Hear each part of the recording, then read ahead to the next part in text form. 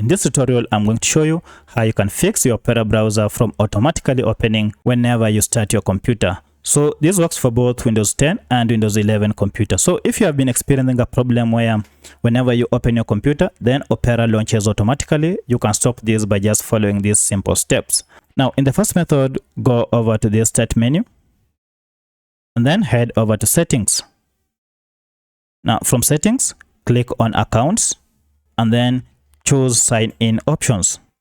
Now, from here, go ahead and make sure you turn off Restart App and then Privacy options, these two options, this and this, make sure they are turned off, and then go ahead and try restarting your computer to see if the problem has gone away. Should this not solve your problem, now head over to the second solution, and for this, go to Start menu, and then under Search, just search for Run, and we have Run here.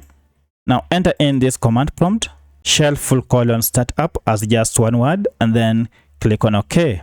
Now this will open a folder containing all the programs that are set to open automatically on startup, and as you can see, Opera browser is among them.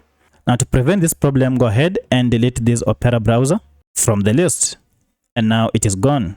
While the Opera browser will remain on your computer, it will not automatically launch on each restart. So by following these simple steps, you should be able to fix your Opera browser from automatically opening on each restart on your Windows 10 or Windows 11 computer.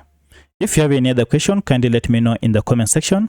Otherwise, if this video was helpful to you, kindly hit the like button and subscribe to this channel to support me. Thanks for watching, and let's meet in the next video.